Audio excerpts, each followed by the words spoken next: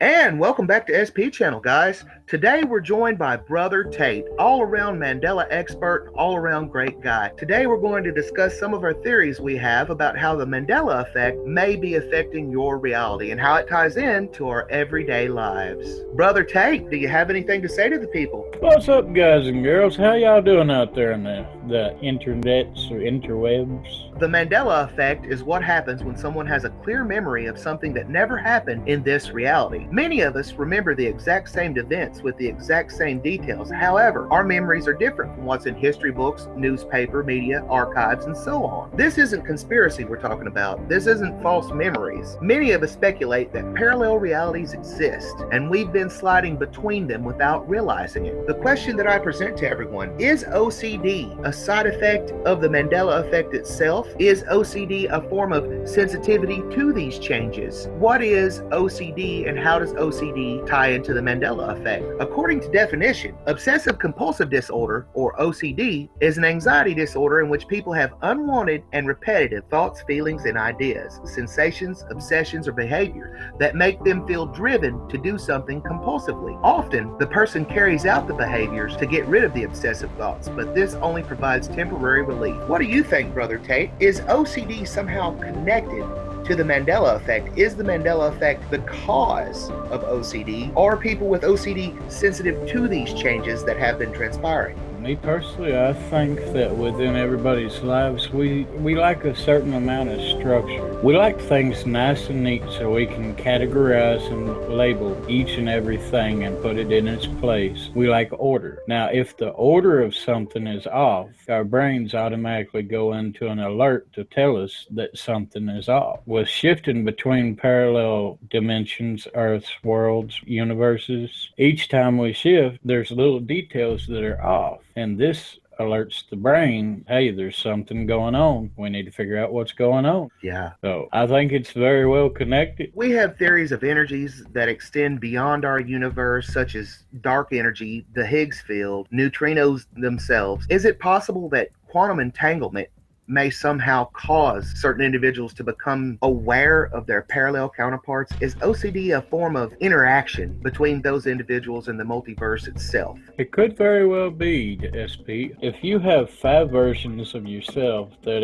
have come to a conclusion that if you're going to open a door, what's on the other side of the door is going to be bad, then you yourself, if you can sense these other versions through the parallel universes or dimensions, if you can sense what they have already experienced, then you're going to not want to open the door that the other 5 has already found to be dangerous. Yeah. Dr. D.E. Vincent of the physics department at the University of Winnipeg, he defines causality as a parallel universe type solution of the classical general relativity equations that could exist. A model is presented wherein higher dimensional metrics can be utilized to embed universes of arbitrary dimensions. The goal is to see how the local and non-local aspects of the classical solutions fit together to give our universe where casual constraints prevent us from being manifestly affected by other universal sectors. A parallel universe is a hypothetical self-contained reality coexisting with one's own reality. So we have our universe and we have its parallel that exists along with us in one reality. It would be the best way to actually comprise and compress data, or I would say realities. Yeah. If you think about it, say you burned our galaxy on one CD, right? Right. But that CD was full, so you had to start with another CD to create another galaxy. Why wouldn't you multi-layer that CD? That way you could burn multiple galaxies into one compressed space. Well, I mean, that makes a lot of sense to me. I mean, it's exactly like you say with the whole data thing. As scientific understanding has progressed in data storage, we have found new and better ways to compress data into smaller limitations to fit more information into that tiny space. So it only makes sense that the reality that we see would have more within its space than what we can perceive. Well, even the San telescope actually shows us that there's more within our reality than we can see with our eyes. Science has detected what seems to be a errant gamma radiation signature that is not from our own Big Bang, around 38 million light years away from Earth. Now that's relatively close, mind you, considering that the wall of the Big Bang itself is some 94 billion light years away from Earth. This errant radiation signature that has been discovered seems to be a different form of gamma radiation that is not from our original Big Bang. Science has speculated that another universe may be touching our own and causing distortions. It wouldn't surprise me one bit, SP. So let's talk a little bit more about Cern and what Cern does and how they may have brought about the Mandela effect and how that may be affecting our reality. As you know, Cern has the Large Hadron Collider. That's the world's largest particle accelerator. It uses several different experiments like Project Awake and Project Atlas to accelerate mass well beyond the typical speed of light. The magnetic force of Atlas causes all of the atomic mass to be exceptionally stable by aligning it magnetically, and they can therefore send it at propulsions well beyond light speed, which actually in turn causes a friction upon space-time itself because, as you know, all atoms have that microgravity. Cern has been punching holes through the multiverse to see what's on the other side. They've been popping holes through our bubble into other bubbles, and some people feel that when Cern makes these contacts or these connections to parallel realities, that we have bleed through, that we have information that seeps from one reality to another, which causes this Mandela effect. Is it possible, Tate, that with the startlingly, alarmingly high cases and reported numbers of people with OCD, do you feel that these interactions that Cern has been undertaking may in fact irritate or aggravate the OCD condition? I would say it's very, very possible on the account of if humans are structured to revere order and something is out of order, then it's going to affect people worldwide, literally worldwide. They're all going to sense that there's something amiss but not be able to put their fingers on it. Yeah. You know, it's speculated in dimensional theory, actually, a universe could begin with different initial conditions than our own. What this basically equates to, without going deeply into definitions about it, that the initial conditions, we have spoken that time for us in our reality flows linearly. We start very young and we grow to be very old. Time moves in a forward direction for us in a linear path. In a parallel universe, possibly a six-dimensional universe or higher, time could even flow backwards. It could flow erratically. You could be an old man one day, you could be a child the next, you could be a teen another day. Time may flow differently in parallel universes to our own. Any law of physics in a parallel universe is subject to possible change.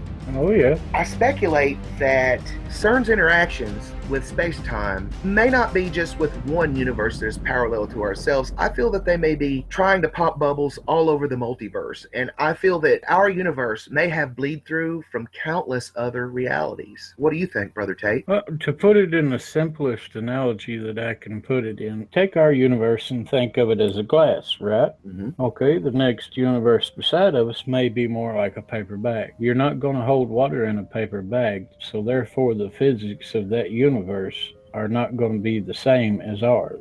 Well, there's a lot of speculative theory about parallel universes, and some parallel universes paint a pretty grim picture. There are speculations of parallel universes that do not contain any mass, just infinite amounts of energy. Mm-hmm. Imagine if Cern is doing exactly what we think they're doing, and they are, because it has been stated they can create miniature black holes.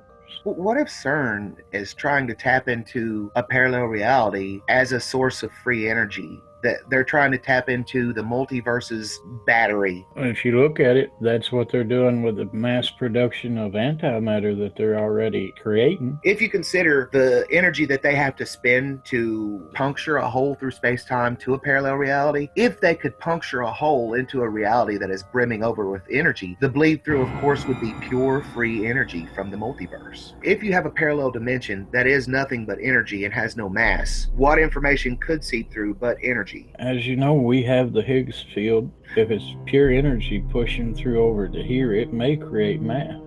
I speculate that the Higgs field is a shared field throughout the entire multiverse, not just our own universe. It may very well be. If they're trying to use Cern as a giant oil rig to get a product to produce energy, and they're just drilling through the actual multiverse, when they hit the core, things are not going to go too great.